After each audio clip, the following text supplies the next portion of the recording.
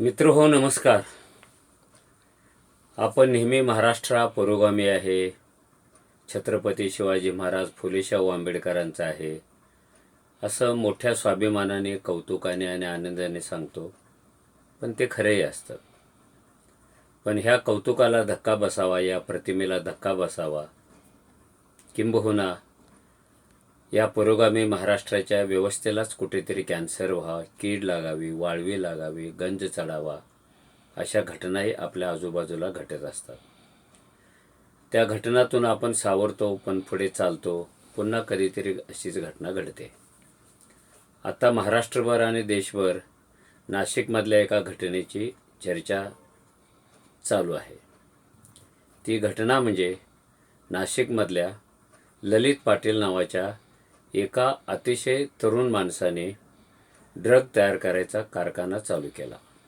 Drug म्हणजे अंमली पदार्थ. हे अंमली पदार्थ तरुणांचे जीवन बर्बाद करतात, त्यांना व्यसनाधीन बनवतात, त्यांना मुख्य प्रवाहातून उचलून बाहेर फेकतात आणि त्यांच्या कपाळावर व्यसनी, चंगळवादी असा शिक्का बसतो आणि बहुतेक व्यसनी या ड्रगमधून, या अंमली पदार्थातून बाहेर पडत नाही. त्यांच्याबरोबरच त्यांचं कुटुंब उद्ध्वस्त होतं आणि असे अनेक कुटुंब उद्ध्वस्त झाली की समाजावरही त्याचा परिणाम होतो. समाजही मागे मागे जायला लागतो, समाज कुरूप बनतो. हे ड्रग रॅकेट उघडकीस आलं. यातला सूत्रधार जो आहे ललित पाटील, त्याला तुरुंगात 16 महिने ठेवलं. आता एखाद्या आरोपीला इतका कालखंड हॉस्पिटलमध्ये कसं काय ठेवतात, हा एक प्रश्न आहे. पण तो जवळपास 16 महिने हॉस्पिटलमध्ये राहत होता आणि हॉस्पिटलमध्ये त्याला सर्व सोयीसुविधा मिळत होत्या. त्याला मोबाईल मिळत होता, त्याला दारू मिळत होती, त्याला बाई मिळत होती आणि हॉस्पिटलच्या आवारातच असलेल्या पंचतारांकित हॉस्पिटलवरही तो राहायचा. तिथूनच तो पळून गेला. पुन्हा त्याची शोधाशोध झाली, त्याला पकडला आणि आता पुन्हा अटक करून तुरुंगात ठेवलेला आहे. त्याला पकडलं हेही महत्त्वाचं नाही, तो ड्रग रॅकेट चालवत होता हेही तसं महत्त्वाचं नाही, कारण देशभर ड्रग रॅकेट चालवणाऱ्यांची एक साखळीच तयार झालेली आहे. हा विषय काही नवीन राहिलेला नाही. विषय नवीन कोणता उघडकीस आला तर राजकारण्यांच्यामध्ये या विषयावरून आरोप प्रत्यारोपाची धुळवड चालू झाली, राजकारण चालू झालं. विरोधी पक्षांचं म्हणणं आहे की सत्ताधारी पक्षातले काही आमदार, काही नेते या ललित पाटीलचे लाभार्थी आहेत, तो त्यांना पैसा पुरवत होता. असाच आरोप सत्ताधाऱ्यांनी विरोधी आमदारावर केला. त्यांनीच ललित पाटीलला प्रमोट केला, त्यांनाही तो ललित पाटील पैसे पुरवत होता. असा एक आरोप प्रत्यारोपाचा चिखलफेकीचा कार्यक्रम आपल्याकडे सुरू आहे. खरं म्हणजे हे आरोपसुद्धा काही नवीन नाही आहेत. आपल्याला चिंताजनक गोष्ट अशी आहे की आपल्या राजकारणाचं गुन्हेगारीकरण होते आणि गुन्हेगारी जगाचं राजकारण होते.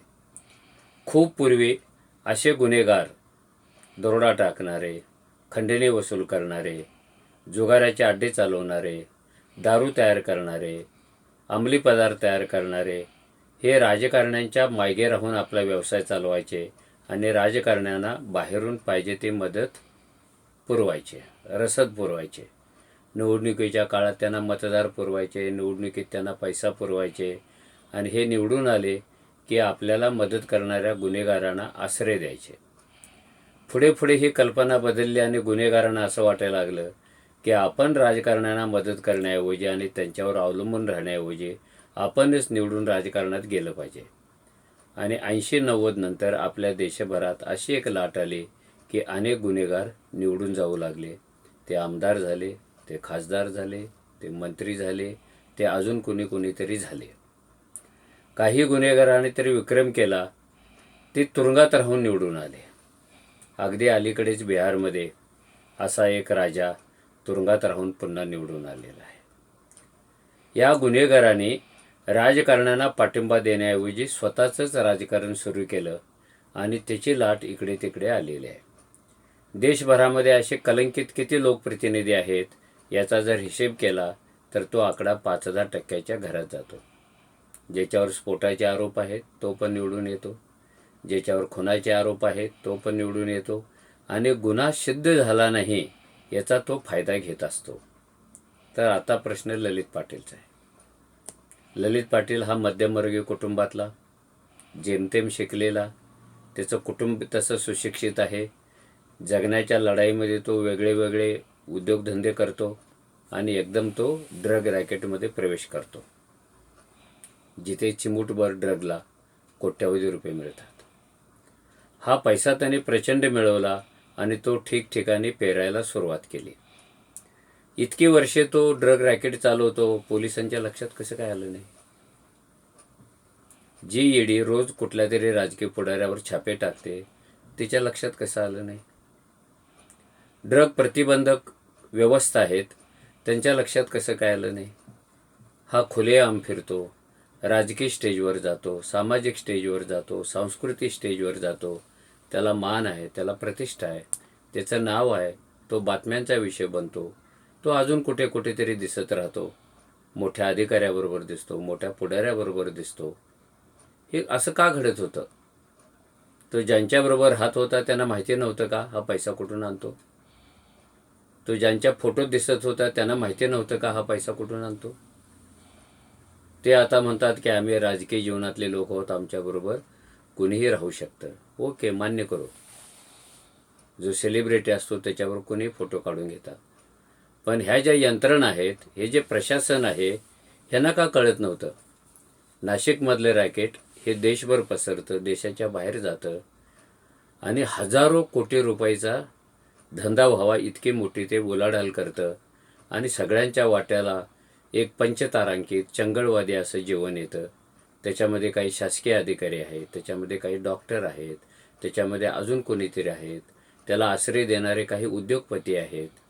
ज्या समाजाने, ज्या समाज घटकाने अंमली पदार्थासारख्या एका विकृत व्यसनाला विरोध करावा, असे काही घटक ते अपवादाने का असेनात, पण ह्या गुन्हेगाराला ते यानं त्या प्रकारचा आश्रय देत होते. कायदा शेपूट घालून बसल्यासारखा वाटत होता आणि बाकी जे पुढारी आहेत त्यांना काही ह्याच्याशी देणं घेणं नव्हतं. ते आज सांगतायत की त्याला शिक्षा करा, त्याला पकडा, चौकशी करा, अमुक करा, तमुक करा. पण इतके वर्ष हा व्यवसायात तग धरून राहिला, त्याने फक्त पैसेच मिळवले नाहीत, तर ह्या माणसाने लाखो तरुणांना व्यसनाधीन बनवलेले आहेत. लाखो कुटुंब डिस्टर्ब झालेले आहेत आणि समाजातला एक मोठा तरुणाचा भाग स्वतःचं भविष्य गुंडाळून, स्वतःचं शिक्षण गुंडाळून, कमाईची साधनं गुंडाळून हा व्यसनाच्या नादाला लागलेला आहे. ह्याला कोण जबाबदार? म्हणून मी सुरुवातीला म्हणालो, आपल्याकडे बिहार UP प्रमाणे राजकारणाचं सुद्धा गुन्हेगारीकरण होत आहे आणि गुन्हेगारी जगताचं राजकारण होत आहे. हा ललित पाटील काय पहिला माणूस नाही आहे. आपल्याकडे अरुण गवळी निवडून आला ना, ज्याचा महाराष्ट्रातला मोठा डॉन म्हणून उल्लेख करतात, ज्याच्यावर अनेक गुन्ह्याचे आरोप आहे. तो निवडून विधिमंडळामध्ये गेला मोठ्या उजळ मात्याने आणि त्यांनी मागणी केली की मला धोका आहे बाहेर वेगळ्या वेगळ्या गँगचा, माझ्या रक्षणासाठी मला पोलीस पुरवायला पाहिजेत आणि झक मारत शासनाला त्याच्या रक्षणासाठी सरकारी पोलीस पुरवावे लागले. हे का घडते असं लोकशाहीमध्ये? हे का घडते असं पुरोगामी महाराष्ट्रामध्ये? पुरोगामी महाराष्ट्र ही एक सांगण्याची गोष्ट झालेली आहे. प्रत्यक्षामध्ये असे अनेक वेगळ्या वेगळ्या प्रकारचे गुन्हेगार आपल्या महाराष्ट्रात जन्माला येतात. कुणी खंडणी बहाद्दर आहे, कुणी जमिनीच्या व्यवहारातला डॉन आहे, कुणी मद्यार्कामधला डॉन आहे, कुणी बांधकाम क्षेत्रातला डॉन आहे. हे सगळे डॉन झालेले आहेत आणि ते कुणाच्या तरी आश्रयाने मोठे होतात आणि स्वतः पुढेच राजकारणामध्ये जाऊन ते लोकशाहीचा एक भाग बनण्याचा प्रयत्न करतात. मुद्दा हाच आहे की ह्या ललित पाटीलला प्रोटीन्स पुरवणाऱ्या गोष्टी कोणत्या आहेत? कोण त्याला प्रोटीन्स पुरवतं? कोण त्याला जीवनसत्व पुरवतं? कोण त्याला प्रतिष्ठा देतं? कोण त्याच्या बाजूला राहतं? आणि कुणाची कवचकुंडले घेऊन हा इतका उजळ मात्याने फिरत होता आणि उजळ मात्यानेच तो हॉस्पिटलमध्ये राहत होता. पुण्यातल्या हॉस्पिटलच्या जीवनामध्ये असं कधीही घडलं नसेल.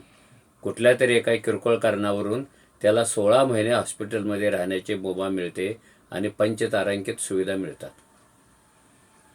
हा कोण डॉक्टर आहे की त्याला 16 महिने इथे राहण्याची गरज आहे असं सांगतो? ही कोणती सुरक्षा व्यवस्था आहे की ती हॉस्पिटलमध्ये असताना सुद्धा ललित पाटील काय करतो हे न पाहता डोळ्यावर चामडं ओढून घेते?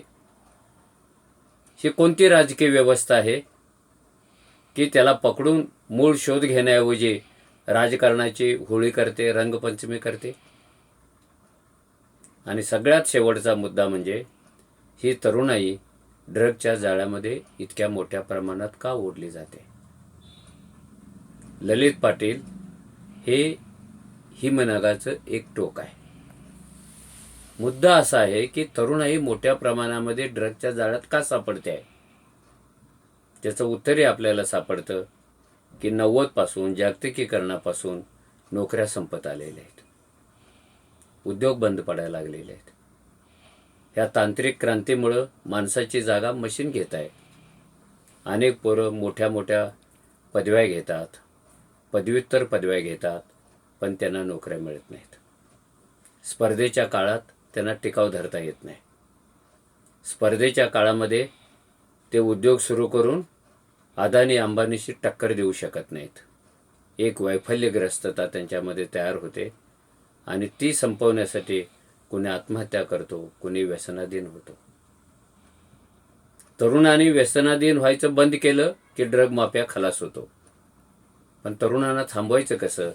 आणि थांबवायचं असेल तर व्यवस्थेकडे त्या संदर्भात काय आहे याचा आपण विचार करायला पाहिजे.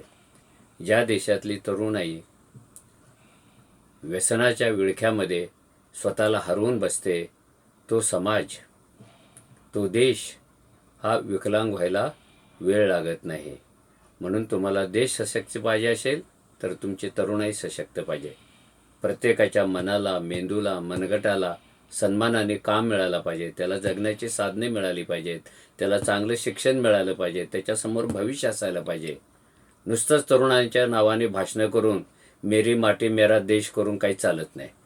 वास्तवाला भिडण्याची व्यवस्था आपल्याकडे असायला पाहिजे आणि तशी राजकीय आणि सामाजिक इच्छा राज्यकर्त्यांच्याकडे असायला पाहिजे. तरुणाईच्या जीवनाशी, त्याच्या स्वप्नाशी, तिच्या पंखाशी असा खेळ खेळणं हे कोणत्याही व्यवस्थेला महाग पडणार आहे. ते पडू नये म्हणून जसं ललित पाटीलला अटक केली, हा एक ललित पाटील आहे. आपल्या देशात असे शेकडो ललित पाटील असतील आणि कोट्यावधी तरुण त्यांच्या जाळ्यात सापडलेले असतील. त्या तरुणांना पहिल्यांदा जाळ्यात बाहेर काढा. त्यांच्यासमोर जगण्याचं स्वप्न ठेवा. तिकडे जाण्याचे दरवाजे बंद करा. आणि हे जे वेगळे वेगळे चेहरे गुन्हेगारांच्या आजूबाजूला असतात आणि त्यांना कवच कुंडले पुरवण्याचं काम करतात, त्यांच्यावर सुद्धा ललित पाटील इतकीच कठोर कारवाई झाली पाहिजे. जसा गुन्हेगार महत्त्वाचा असतो तसं त्याला आश्रय देणारेही लोक महत्त्वाचे असतात आणि एका अर्थाने दोघंही गुन्हेगारच असतात. ही गुन्हेगारांची संख्या जर महाराष्ट्रात अशीच वाढायला लागली तर या महाराष्ट्राला पुरोगामी कसा म्हणायचा, शहाणा महाराष्ट्र कसा म्हणायचा असा प्रश्न निर्माण होईल. तो होऊ नये याचीच काळजी घेणं अधिक महत्त्वाचं आहे. धन्यवाद.